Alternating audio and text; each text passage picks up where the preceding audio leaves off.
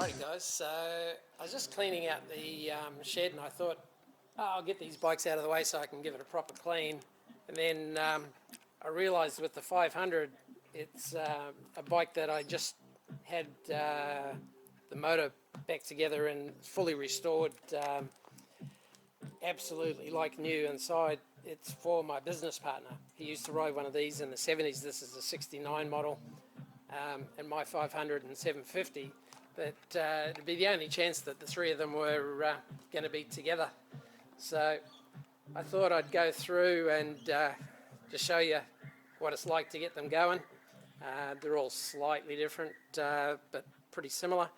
So for those that haven't had anything like this, you can see the petrol dripping out as we speak from just having put this on prime.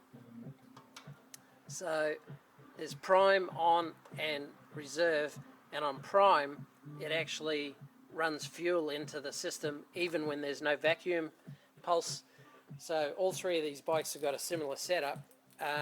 So I'll put them on prime now so that they're getting fuel into the carbies, and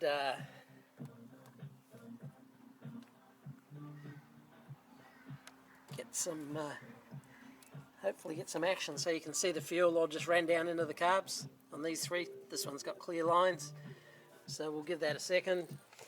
This one's obviously got fuel, so let's try our luck and see if she fires up.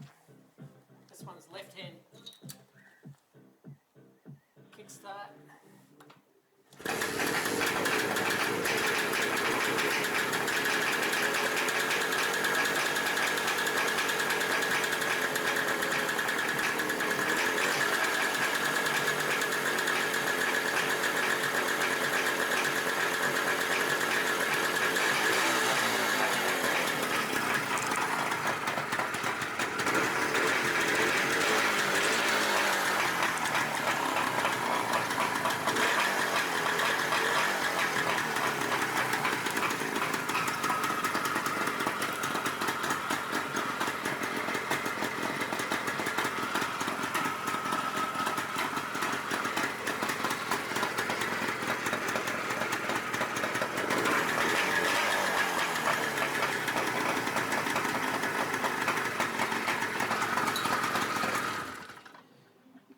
Pretty low revving, torquey 1969 Suzuki T500 goodness. Just put the replica old style tyres on it, and it's just been fully gone over, ready to go for roadworthy to get it on the road. So let's see, try our luck on the H1. This is 3 cylinders of Kawasaki goodness, and this one has the choke up here on the hand.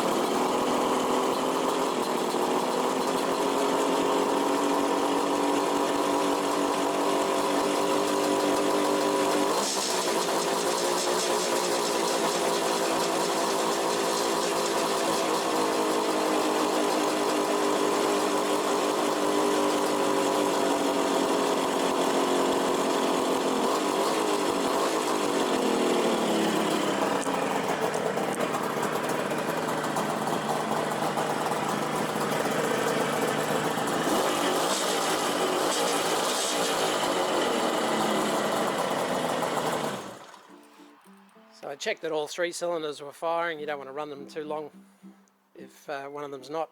So that's got expansion chambers on it, which were a thing that a lot of people did back in the day. When I got it, it had pod filters. I put the standard air filter on it.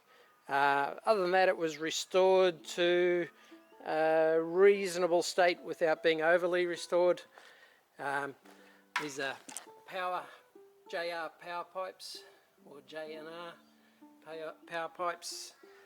So that sort of started the interest in the triples, and then you'll see that I turned the fuel back to on, so it's not on vacuum anymore. This one on prime, so I'll turn that off, otherwise if you forget, all your petrol leaks out. So the 750 is a little bit different. To kick it, you actually have to put the foot peg up so it actually stays up. You always check that there's two-stroke oil in the sight glass on all three of these bikes.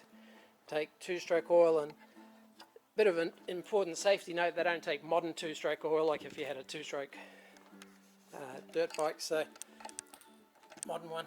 So we'll see how this one goes. So this bike is fully unrestored.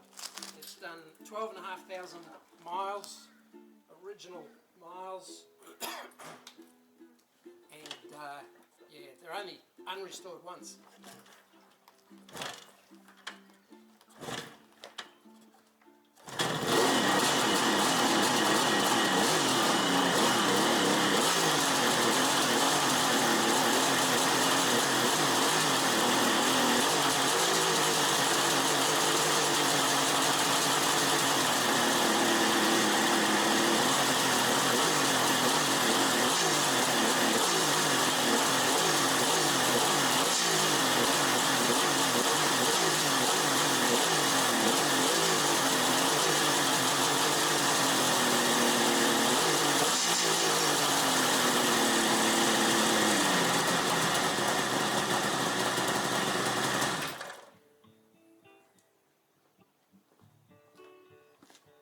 So this bike's actually pretty cool. It is sort of very original, I mean, to the point where not only does it have the plug holder, you know, with the 3 spare plugs, it also has the holder for the plug holder. It's got the manual under the seat, all the stickers are there, the snorkel is there. I have replaced one thing on it. These rubber intake boots perish. You know, it's a 1974 bike, so it's got everything there that you'd want, even down to the point where it's got the original oiler, so you could pump a little bit of oil down onto your chain.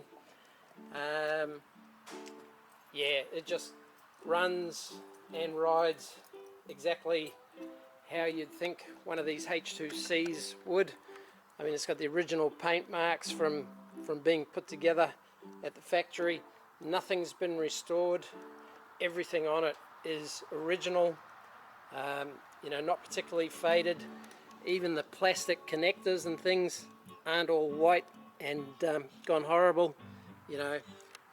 So the only downside to owning one of these is they don't like just cruising along on the highway. They want to be going.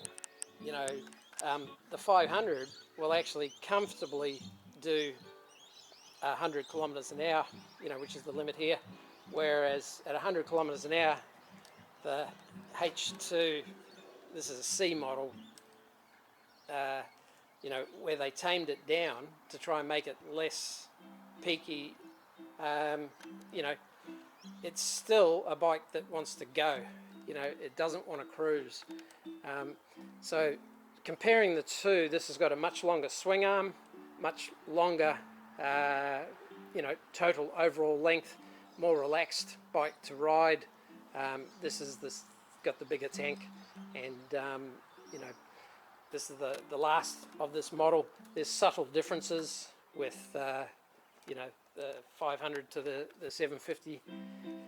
So yeah, I mean, I did have a chance to buy a 500 which had been restored and was the same color as the 750, but it just wasn't quite what I was looking for.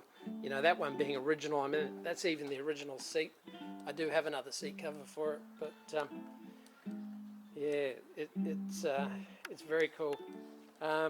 You know, likewise, this all seems to be original.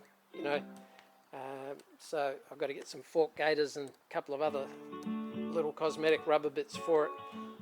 that are required, but you know, other than that, she's pretty cool and ready to go. So that's the collection of